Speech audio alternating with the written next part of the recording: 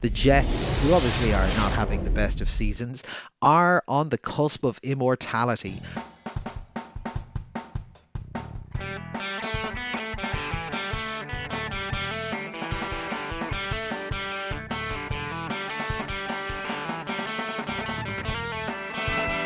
So hello and welcome to All Four Quarters, your one-stop shop for news, views, and overreactions to all things NFL. Playoffs are on the horizon, so we're resting our starters.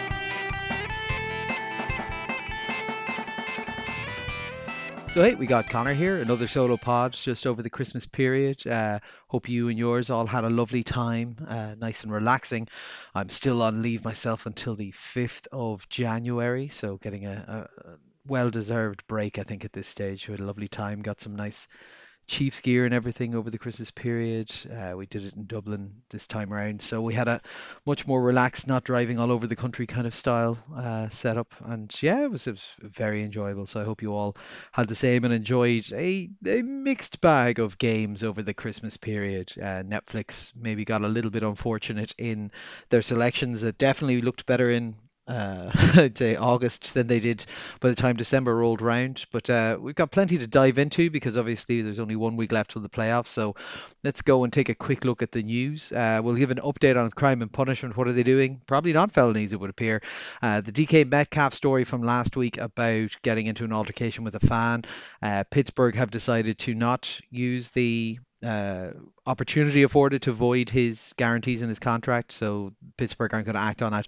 It's come out since that there have been communications between Lions and Seahawks security last year per Jay Glazer that show there are priors with this fan, and it was at the previous altercation that slurs or offensive language was used. A lot of suggestions that it might have been the N word that was used. It's been corroborated by witnesses from the previous event and so on that this did happen. Now, it would appear that Pittsburgh's security were unaware of this person, which is a bit of a question mark over why that was the case. And the fan in question has somewhat lost a bit of support he may have had for his side of things. He did a press conference with his lawyer, looked like a complete douchebag, and kind of pushed all sentiment onto DK's side. The big problem they're facing is that the appeal to the two-game suspension has already been lost. So at the time of recording anyway, that's still standing, which means he's going to miss this week's game, which is the divisional decider against Baltimore, which is unfortunate. But yeah, it very much would appear that this guy did have priors with GK and is known to other security or the security of other organizations around the league already. So yeah, it's a bit of a messy one. We'll have a look at a couple of injuries now, just to kind of see ones that will probably impact on the playoffs. So Bears linebacker Noah Sewell, brother of Penei Sewell, who I think is probably a more well-known name around the league. He's been playing very well for the Bears, key part of that linebacker core. He's believed to have torn his Achilles. They'll take an MRI to confirm today, but if that's the case, not only does it mean he'll miss the rest of the season, but probably into next season as well. Those things take quite a long time to heal, so that's very unfortunate for them. Carolina Panthers tight end Jatavian Sanders, the rookie, has suffered a broken ankle in the game early last week, so he is going to be out. They are also going to be contending for their division this week. Raiders quarterback Geno Smith has a high ankle sprain, so he's likely gone for the rest of the season. They've only got the one game left against the Chiefs. We'll talk about it in the previews, but that's basically a neither side wants to win. It'll just improve their draft pick kind of game. 49ers left tackle Trent William left the game after one play this week with a hamstring issue. We don't have full details on the severity of it, but it does look like he might miss time, and it's a very important game this week. So if he can be on the field, he will, but also they're locked into the playoffs, so it might be worth resting him and having him healthy. He's a key part of that line. Pittsburgh's tight end Darnell Washington has suffered a broken arm in the matchup against the Browns there, so he's gone. Darnell Washington is the extremely large tight end that they have that I believe is listed at a playing weight of 235, but actually is over 300 and is a great mismatch, particularly down in the red zones for them. So that's going to be felt, particularly given that they like to run such a tight end heavy scheme there with Arthur Smith as offensive coordinator. And the only other bit of news I wanted to get into this week was just the Jets, who obviously are not having the best of seasons, are on the cusp of immortality. They have gone through 16 games this season, and they still haven't caught a single interception. This has never been done before. We talked about this earlier in the season, and it's a record that if they said it could never be beaten, only matched. So Jets immortality awaits if you just shit the bed again on defense this week. So best of luck to you. Obviously, this time of year, the business time of year, is kind of when we see what the playoffs are going to start to look like. So I'll just give you a quick rundown of the clinching scenarios or the important games to be watching this week. I'll talk about them in a bit more depth in the previews, but just to get them up front. On the AFC side, the Broncos are steaming towards the number one seed, which obviously will give them home field advantage and a bye week, as they don't have to play on super wild card weekend.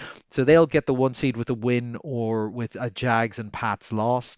The Patriots are also in contention. They can get the one seed if they win, but they need the Broncos to lose. The Jags would need both the Broncos and the Patriots to lose and them to win to get the one seed. The Steelers and Ravens game will decide who wins the AFC North and therefore gets the fourth seed. Texans can get the third place if they win and the Jags lose. They'll end up in the five seed if both sides win. Chargers and Bills win with a loss would mean that they'd be either the sixth or the seventh seed. So they're locked in. It's just a question of whereabouts. On the NFC side, the Seahawks 49ers game is going to decide who's the one seed, and the other team will be either the five or the six seed, depending on who it is. The Eagles could get the second seed in the NFC with a Bears loss. If the Bears win, they'll be the third seed. The Panthers are going to be the fourth seed. They can win their division either with a win this weekend, or if they lose and the Falcons win, the tiebreaker becomes a common opponent between the three of them, as it all be tied with the Falcons, Bucks, and Panthers, and the Panthers win that. So they need to either win or they need to lose, and the Falcons need to win. The Rams are in the five seed if they win, and the 49ers lose, or they're in the sixth seed if not, and the Packers are locked into the seventh seed. This does mean that some teams are taking different approaches. So the Rams have come out and said that they're going to be playing their starters. McVay says they need to play better and is a believer in bringing momentum into the playoffs, whereas the Chargers are resting a lump of their starters. Obviously, they're out of divisional contention, so it's only seeding position, and they've kind of decided that they'd rather take the rest week and get everyone healthy, which does obviously have an impact on the Jags and Patriots' chances of getting the one seed, as the Chargers are going to be playing the Broncos this weekend. Both those teams would need the Broncos to lose to be able to have a shot at the one seed. So that's kind of a high level look at where the playoffs are going to be. We'll kind of delve into them when we're at the preview section. But for now, let's take a look at the games from last week that got us to this scenario. So first up, Philadelphia Buffalo 13-12. This was a tough watch defensive slobber knocker. Defense absolutely ruled the roost as Philly get a quality win. Like, this is, I've been talking about it. They've kind of had tomato cans for the most part. This is a good win, but there's still massive concerns for Philadelphia coming out of the end of this. They probably should have lost this game, particularly on offense. They were not good. It was a 2-point conversion at the end that lost it for the Bills. They had a wide open Khalil Shakir in the end zone, but Josh Allen was just about a yard wide of him at the back of the end zone, and it just wasn't to be. They've been shut out for 55 minutes. This Philadelphia defense was really just had them locked down, and then Josh Allen rushed for 2 touchdowns just to get them in close. On the first one, the extra point was blocked, so that was also why they were in this scenario. And then obviously, like I said, they missed the 2-point conversion. Philly's defense sacked Allen 5 times in this game and held the run game in check entirely, only 3.6 yards a carry. Boy, did they need their defense to step up in this game, because Philadelphia were turgid on offense. They combined for 1 first down and 17 yards of offense on their 5 second half possessions. All of those possessions ended in punts. Hurts was awful in this game, 13 of 27 for 110 yards and a touchdown. In the second half, he was 0 for 7 in attempts, so he didn't complete a pass in the second half. Even their run game with Saquon Barkley was being bottled up, 3.6 yards a carry, but their defense held them together. Both of these teams are locked into wild card spots. Philly playing well, sorry, Philly's coaching staff and in particular Nick Sirianni were yapping a lot to the media afterwards and shouting at fans and just generally being arseholes, which is not a great look. But like this is not the look that either of these teams want going into the playoffs. Yes, the win is good for Philly, but it wasn't impressive. I wouldn't be very happy if I was that team moving into the playoffs with that. McDermott has said he's planning to play starters next week, so we will see Josh Allen out there again. They are playing, I believe it's their last game in their current stadium, so they want to send it out with a quality performance. But yeah, like neither team looking particularly strong in this one. We did get the kind of the strong performance out of Josh Allen at the tail end with the two touchdowns, but like 55 minutes of being shut out is not what you want to see from this offense. Philly just need to, they need to figure something out on offense because this is not sustainable. Even if it was against a decent Buffalo team, the weather played a factor. It was a tough sledding, but like, yeah, that's not really a sustainable way to run your team. Chicago at San Francisco up next, 38-42. This is a very exciting back and forth game. They were tied at 6 separate points during the game. To be honest, neither side's defense were doing that great, but the 49ers D finally stepped up at the end of the game on a nail-biting 15-play, 63-yard drive that got all the way down to the 2-yard line of San Francisco, and they managed to get the stop just there at the end. After an opening play interception that was returned for a touchdown, Brock Purdy was almost perfect after that, 24 of 33 passing for 303 yards and 3 touchdowns. He also put up 28 yards rushing and 2 touchdowns on the ground. So like that was a proper top tier performance. As you can say, like look, 42 points says it all. Christian McCaffrey is looking back to his old self. He had 23 rushes for 140 yards and a touchdown, as well as 4 receptions for 41 yards. Their defense now was leaving something to be desired in this game.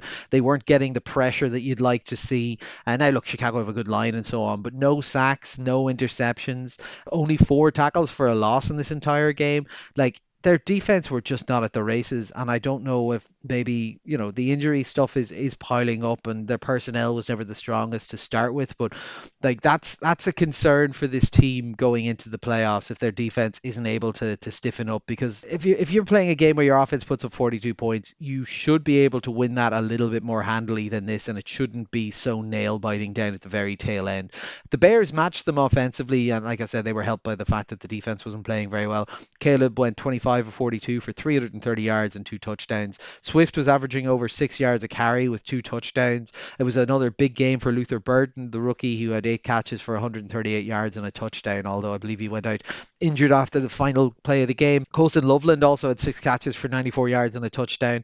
And Edwards obviously got the score on that interception on the opening play, but the defense only got 1 sack. They weren't really getting to him. Like Brock Purdy looked to be very comfortable in this game, so I think you're going to need to see a little bit more aggression, a little bit more impact from that Chicago defense as they're pushing into the postseason.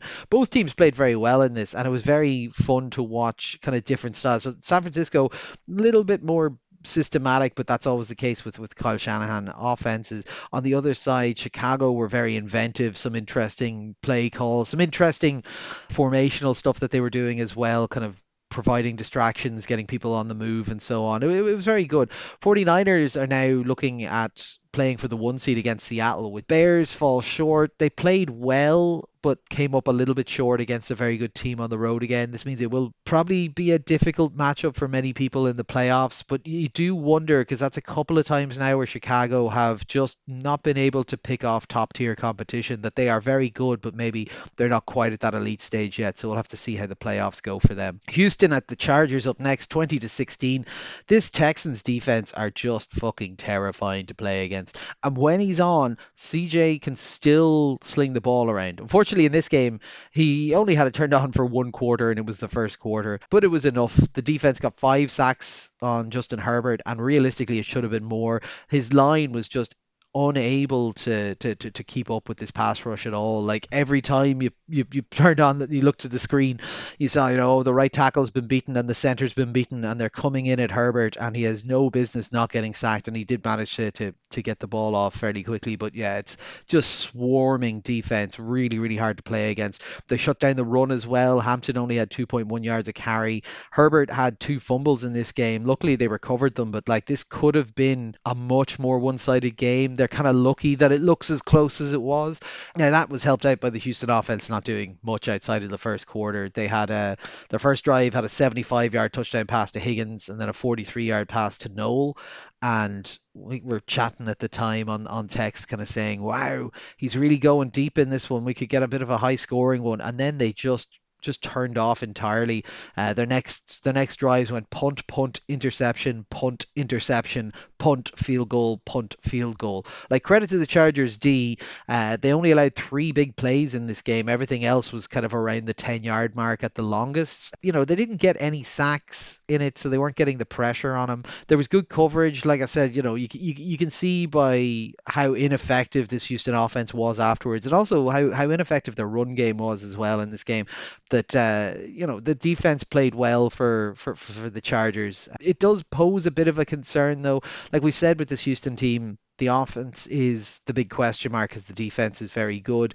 And we see flashes from time to time that kind of get you excited. And we have seen one or two games where they've just kind of kept it going for most of the game. But it's just a little bit inconsistent at the moment. So, we'll see how it goes. Like I said, the Chargers are going to be resting starters next week as they're locked into into the wild card. And I understand it. They want to get themselves healthy and so on. I'm not sure this is necessarily the performance you want to have in your heads whenever you are going into the playoffs. But I do also remember that it was only 2 or 3 years ago that they played their starters on a pointless Week 17 game and lost. I think their wide receiver two was at Williams at the time, to injury, and also injured someone else. Like I can see how that would play in the mind. Houston on the other side, like they look scary, but they need to find a sense of consistency if they want to really cause problems. They'll be able to drag themselves into games where they're not performing well just by the pure strength of that defense, but you'd love to see a little bit more balance. You'd love to see CJ get back to a little bit more like he was in his first year and so on. So like both teams in good spots, I think. Houston obviously a little bit better off. The Chargers deciding they know where they are. They need to just get themselves healthy and then load up into the playoffs. Baltimore Green Bay 41-24. Well, finally you did it, Ravens. They look good, and they look good at the right time. I've been asked them to go out and beat a quality opponent, and they have played very well in this one. They beat a good team here and a good team who was playing well. Now, look, they were on their backup quarterback, but Willis was nearly perfect in this game. He went 18-21 for 288 yards and a touchdown. He also had 60 yards rushing with two touchdowns there.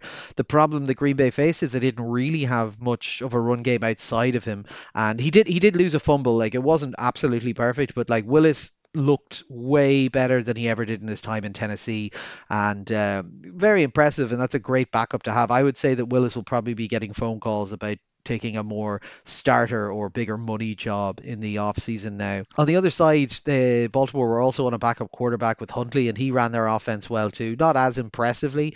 He was 16 passes, 107 yards, a touchdown, and 60 yards on the ground. But that was what they needed out of him, because this was just a run game. This was Derrick Henry all over. 36 carries, 216 yards and four touchdowns. Like a dominant performance, the type that we've been waiting to see out of Henry in a while.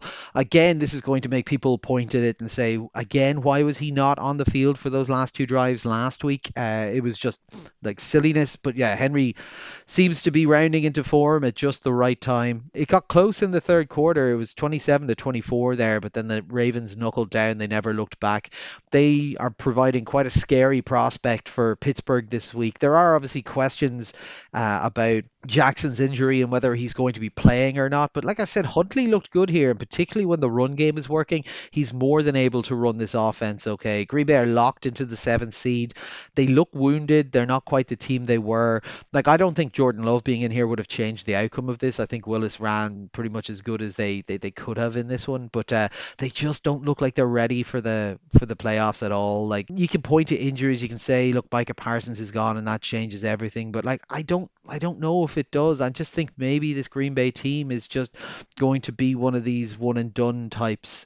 So we'll see how they go. Maybe they can turn it on. They do have talent, but it's not been coming together over the last couple of weeks, and it seems more like they are stumbling and falling into the playoffs rather than coming in ready to rock. Finally, the Rams at Atlanta, 24-27. Bit of a surprise here. The LA Rams completely no-show in the first half with 0 points, and then come back in strong fashion but fall short. There were some questions on some of the officiating decisions here. There was a very clear defensive pass interference where they held Tutu Atwell's hand and stopped them from catching it, and it wasn't caught.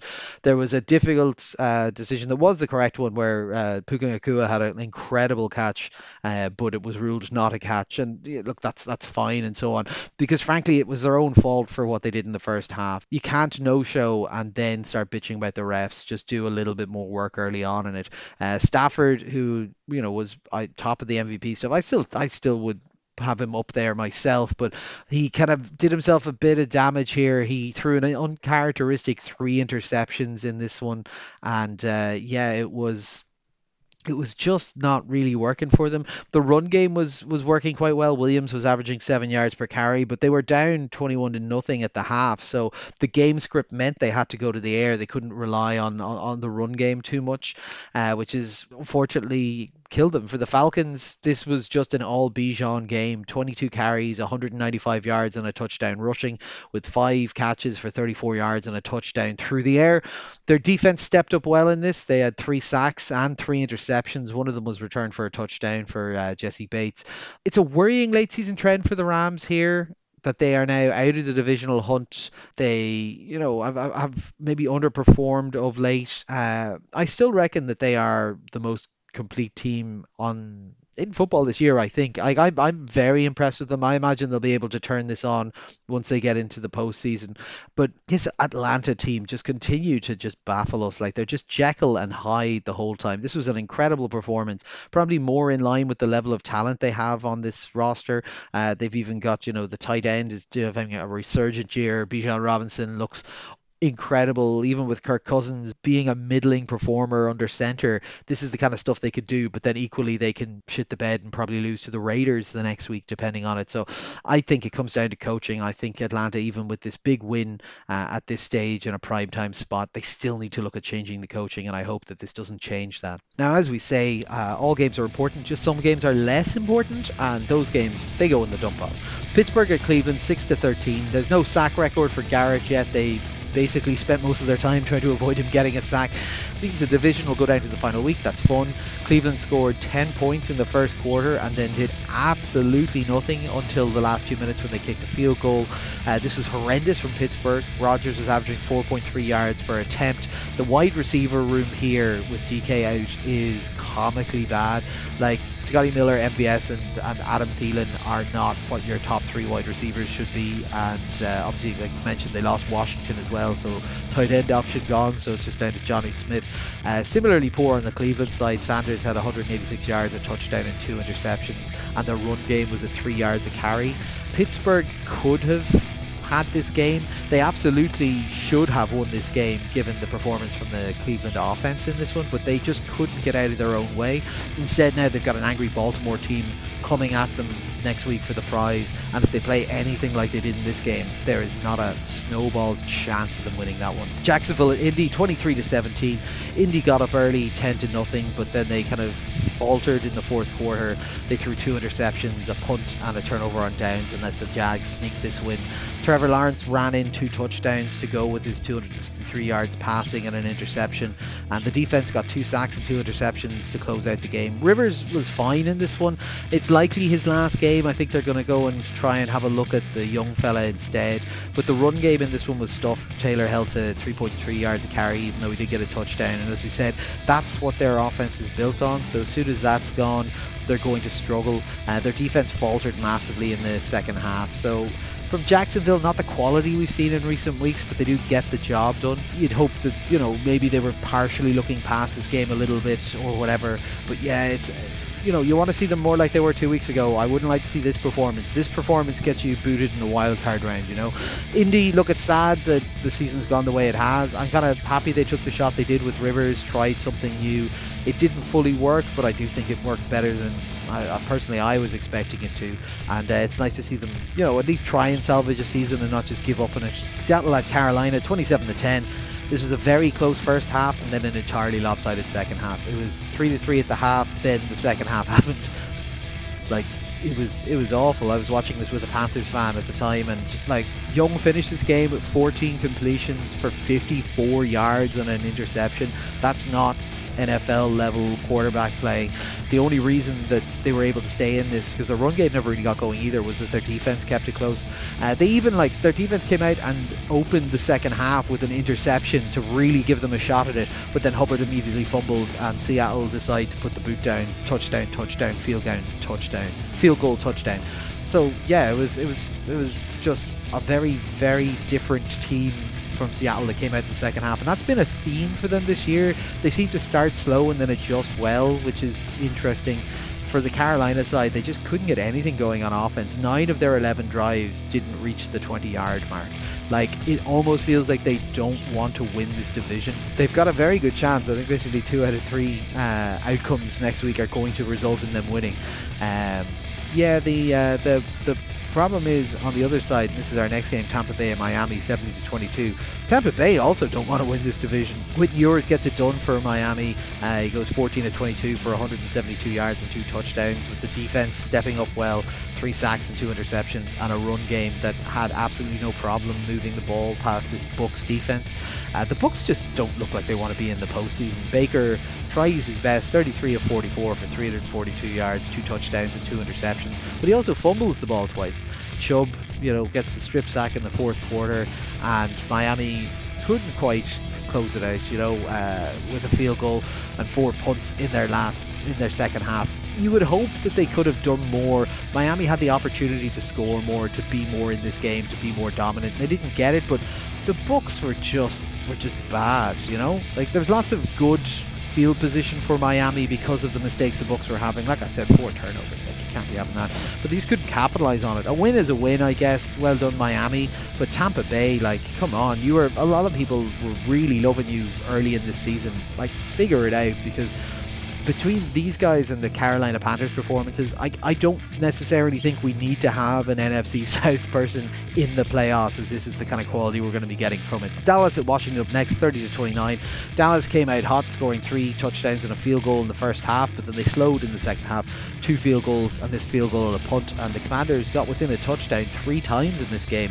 Malik Davis led the Dallas running backs. He carried the ball 20 times for 103 yards, and Dak spread the ball around well, hitting 8 different receivers. On the other side, it was Josh Johnson who was in, and he was fine, not terrible, nothing too flashy. 200 yards, no touchdowns. He's probably earned himself another year as a backup, even though he's 46 years old at this point. Bill went 11 carries for 105 yards and 2 touchdowns, and that defense were getting after Dak real hard. They sacked him 6 times. They came close on this one, no biscuit. Dallas, I know it's a dead cat bounce game, but you kind of want to see a little bit more performance out of this. You got to imagine they were evaluating some of the coaching staff here and some of the players, and you would have hoped they would have stepped up a little bit more. Detroit at Minnesota, 10-23. Yeah, I mentioned at the top, boy did Netflix get some absolute stinkers this week. This was all defense, all fuck-ups and all mistakes. 6 turnovers for the Lions, 4 fumbles and 2 interceptions. And that's really all that happened in this game. The Vikings had 75 net yards before Addison's 65-yard jet sweep touchdown to kind of put the nail in the coffin. It was turgid from Minnesota. Brosmer had 51 yards in this game. The run game was 3 yards per carry outside of that one big jet sweep move by Addison. The Lions were absolutely brutal as well, 2.3 yards on the ground. They took 5 sacks. They had absolutely no answer for Minnesota's defense. It was just terrible. Like, we were talking about this afterwards. Like, Campbell has taken over play calling, and it has gotten actively worse since then. He needs to give that back, but the problem is, you look at a performance like this, and you look at the lack of ability to adjust your game plan and to figure things out on the fly. And just those words from Dan Campbell after the lost NFC Championship game saying, look, we might never get back here. That starts to ring a little bit more true, and it's kind of worrying for this Lions team that we all like on the podcast here, but just at the moment, they're just not the team that they were. New Orleans at Tennessee, 34-26. A big second half rally by Tyler Shough gets the win for New Orleans. He went 22 of 27 for 333 yards and 2 touchdowns. Looked better than Ward on the other side, so he looked better than the first overall pick, who had 21 of 40 for 251 yards, 2 touchdowns and 2 fumbles. But I will say supporting cast does play a part in that one. Like, the supporting cast around Ward is not very good, as I'll talk about in a minute. After 20 points in the first half, Tennessee then settled for 2 field goals in the second half. I think New Orleans do need to start considering, can Tyler Shough just be their permanent starter? Like, he's played very well, particularly in the last couple of weeks. Like, it's very interesting. Now look, he gets helped out. Olave has a big game, 8 catches for 119 yards and a touchdown. And Tennessee are sitting there with an okay performance. Maybe they should have done more, particularly in the second half with some of those opportunities. Settling for field goals is not what you need to be doing there. But like, they don't have an Olave.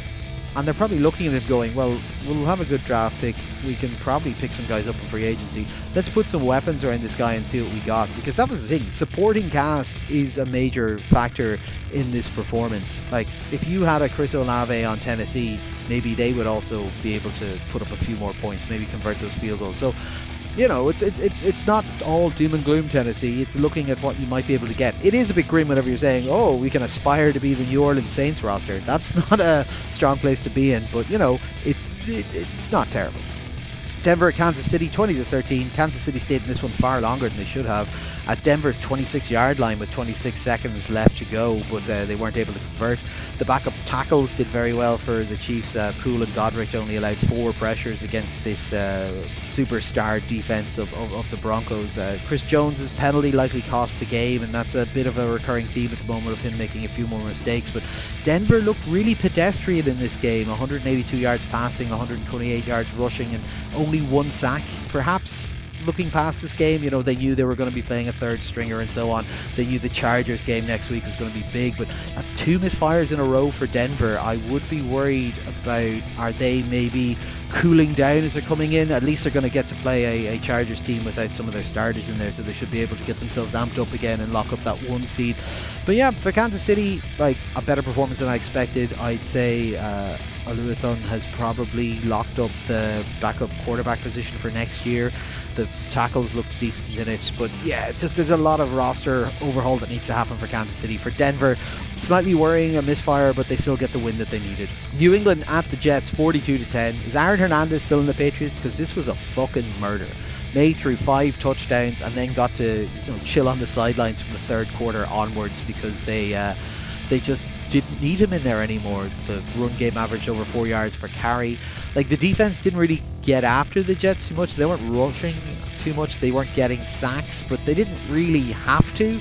This Jets team is not an NFL quality team. The only bright spot was Breece Hall, who 14 carries for 111 yards and a touchdown, and then left the game injured, although they've now come out and said it's nothing serious, so nothing to be worried about there.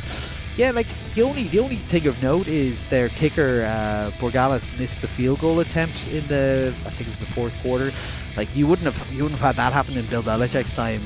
It's not nothing major. There's very little you can take from a game like this because it was all one-way traffic. You don't want your kicker missing field goals because in the playoffs, those are the kind of things that'll cost you. It's not going to cost you in this game because you win by 32 points. But yeah, just maybe keep an eye on that because we've seen a few kicks getting missed, not just here but by other ones. And coming into the business end, you want to make sure that is locked down for the playoffs. Arizona at Cincinnati, 14-37. Another one-sided affair, lamenting Cincinnati not being in the race for the postseason because this team would have been fun. Burrow, 305 yards, 2 touchdowns. Brown got 101 and 2 touchdowns on the ground. Arizona just looked entirely lost in this game. McBride is a catching machine, 10 catches, 76 yards and a touchdown, but absolutely nothing going on outside of that at all. No run game. No real defense to talk about, just turgid. Arizona are a mess. And finally, the game that everyone was watching, right? The most important game, the Giants at Vegas, 34-10. Las Vegas are not an NFL caliber team, and they benched Max Crosby, which made them even worse. It was the correct thing to bench him. He's got injuries, and they're playing for absolutely nothing. And the worse they get, they've just moved into the first overall pick at the moment. So, I'm sure Max Crosby will be happy whenever they get to pick the best quarterback or whatever in the draft. Wan'Dale Robinson had 113 yards. Dart looked very vanilla, although I imagine a lot of that is to do with them not wanting to get him injured and making the coaching staff in Mike Kafka run an incredibly vanilla, straightforward, no fucking around offense. The Raiders used May very heavily in this game. He had 9 catches for 89 yards because Bowers wasn't around. Bad day in the office for Geno, 20 of 28 for 176, a touchdown and 2 interceptions. Even the special teams went New York's way in this one, where they had a 95-yard kickoff return for a touchdown for Banks. So, as I said, Vegas now hold the number 1 overall pick in the draft. They just need to lose to Kansas City next week to lock it up. Geno Smith is now probably not even starting next week. So, yeah, they are trying their best to tank this one out. And I'd say they might well be successful. And on that lovely note, let's go and look at our matchups for Week 18. So first up, we have Carolina at Tampa Bay. We've gone for Carolina across the board. This is a god-awful game if we're going on the recent performances of these sides. Like I said, it's winning in for Carolina. If they lose and Atlanta win, then they're still going to get through. So it's a tough road for Tampa Bay. They need to win, and they need Atlanta to lose. I just think that Carolina... We saw last week and the couple of weeks beforehand just how easy it is to run on this Tampa Bay team, and Carolina have 2 decent backs that they need to start using. They look better whenever they don't put as much on Bryce Young's shoulders. So hopefully that's going to be their plan for it. Their defense played exceptionally well last week, and I think they could more than handle this Tampa Bay team in its current form. So we're going to go with Carolina here, although it being a divisional decidery kind of game, who knows, it could go a little bit intense, but we'll side with Carolina. Seattle at San Francisco. We've gone for San Francisco across the board. So this decides the 1 seed in the NFC, and then 5th or 6th seed depending on who loses. We've gone for San Francisco because obviously very strong performance there. Brock Purdy has looked great since coming back from his injury. Seattle looked a little bit spottier there. They only put up 3 points in the first half against the Panthers. They did turn it on in the second half, but even in that, they were still settling for some field goals where they should have been putting in touchdowns, whereas this 49ers offense feels a little bit more exciting, albeit the defense isn't quite up to snuff at the moment. And I think if you end up in a kind of a boat racy type thing, I would have to favor San Francisco. The thing is, Seattle's defense is very good, and have they been tested sufficiently for us to know that they are very good, or is it that they've been beating down on opposition? Because, Carolina were turgid last week, so there's absolutely nothing you can take from that one. I think this is closer than us going for San Francisco across the board is. I might even have to consider swapping over to Seattle, just give it a bit of diversity into it. But San Francisco are at home, they just feel like they are cresting at the right time, whereas Seattle feel like they're stuck in the mud a little bit and require everything to be right to do it. That said, look, they won on the road against the Rams, 2-3 weeks ago, and they have more than certainly have the potential to do it. And the other one is if Trent Williams is out in this one, he's a huge key part of that line. So we'll see how that goes. Into the early window, Indianapolis at Houston. Yeah, they need a win, Houston, and they need the Jags to lose if they want to win the division. Indianapolis are somewhat in free fall. They're going to be trying out the 3rd string quarterback to see what they have there as well. So it's very hard to pick Indy in this game. Houston's defense should be more than able to bottle up Jonathan Taylor. And when that happens, there's not really much else happening on that Indianapolis offense. Cleveland at Cincinnati. We've gone for Cincinnati across the board. Sack record is the only thing that's relevant in this game. Cincinnati are playing fun football because, all news stories now need to involve the fact that Joe Burrow is having fun because he said that one thing one time.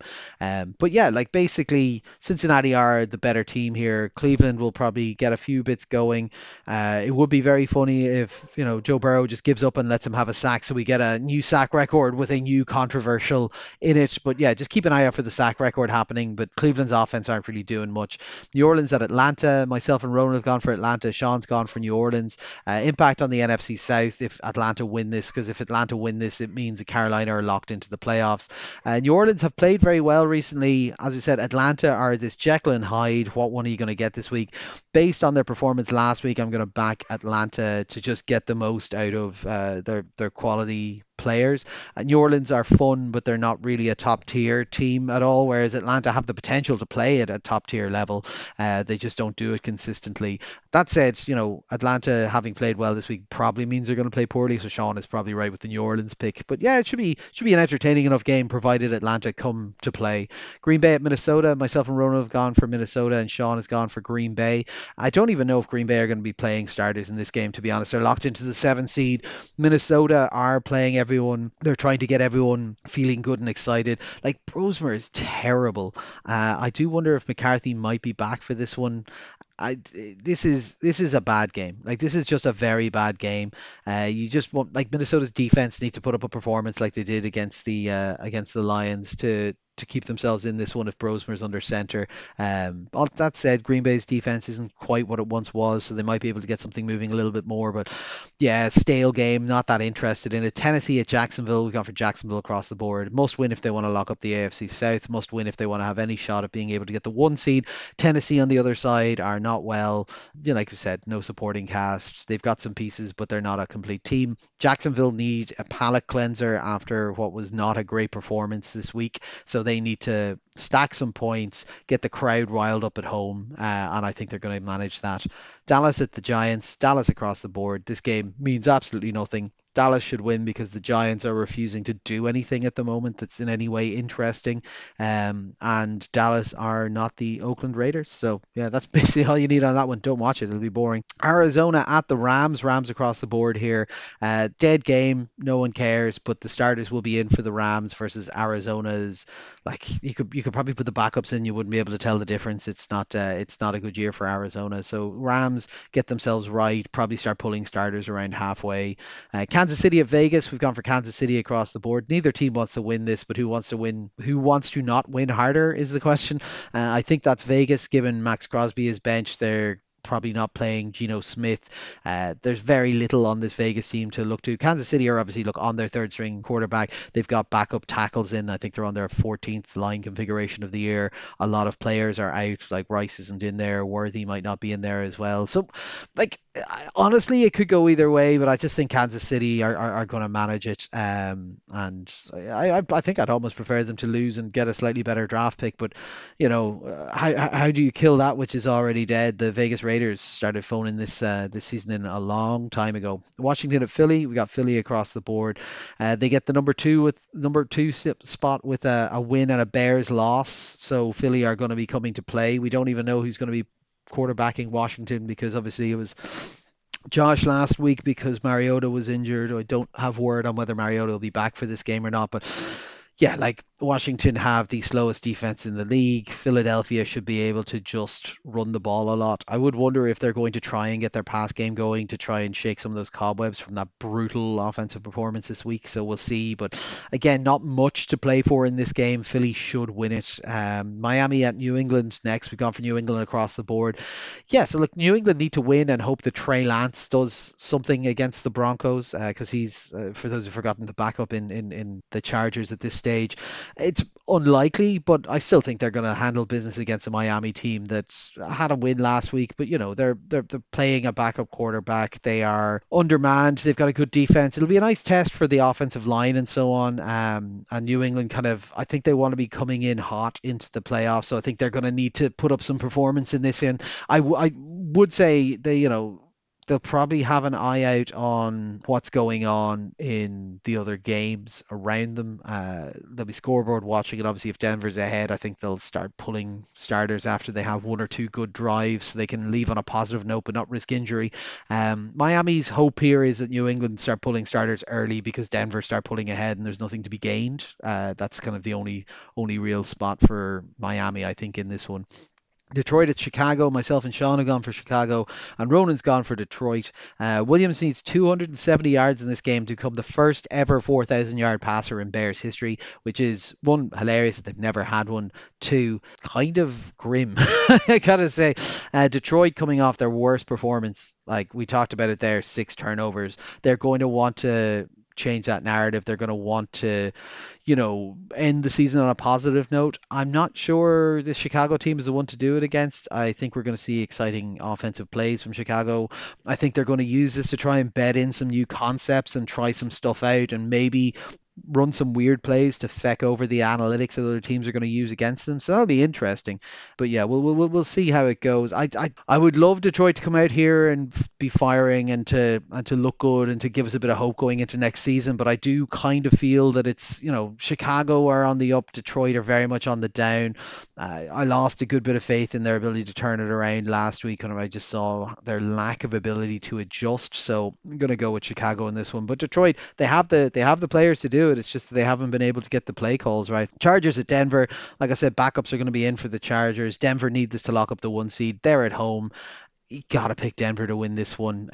Trey Lance will be out, so it'll be interesting to see what he looks like, having had a year in that system. But barring something miraculous, it's hard to not see Denver winning this one at home and locking it up, particularly against. Because I think at full strength, I would probably be picking Denver at home anyway, and them against a bunch of backups coming in. It's hard to look past them.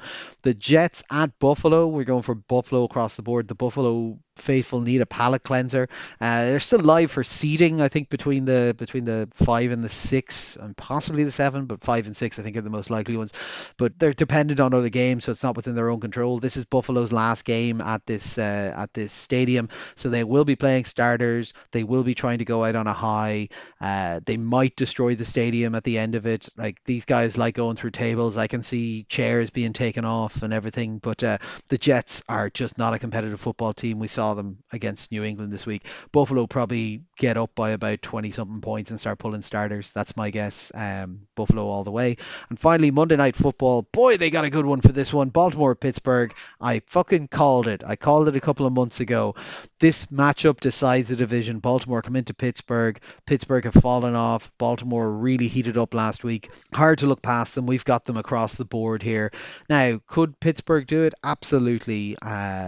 This is, an in-division game. These are teams that know each other well. Baltimore have had a bit of a problem sometimes in these games, kind of just not coming in with the right game plans. Pittsburgh know them very well. They are a well-coached team, but the injuries are there. DK's at the time of recording not going to be playing in this game because there was no appeal. There's no way to appeal the appeal that wasn't successful. Baltimore might be playing a backup quarterback. We don't know, but Snoop Huntley was able to run this offense pretty well last week, and Derrick Henry was a monster. So can Pittsburgh's defense knuckle down and stop Henry? I don't think so. I think they are fine, but as we've said throughout this year, they're older, they're slower, they're not quite what they once were. So we're going to go with Baltimore here to win the division. And that'll wrap us up for this week. So obviously playoff football coming in, the fear setting in for having to return to work next week and so on. I hope you all have a lovely time. I hope your teams are doing well. I'll be keeping an eye out on everything, and hopefully we should have a few more of the All Four Quarters crew with us next week. And yeah, it should be good fun. I've got nothing else major planned. Going to meet a few people for drinks over this New Year's period to catch up with them. And yeah, that's kind of about it. Taking it easy, get myself rested and relaxed, and then back into playoff football time. So I suppose that'll do us for this week. So it's bye from myself, bye from All Four Quarters, and we'll chat to you next week.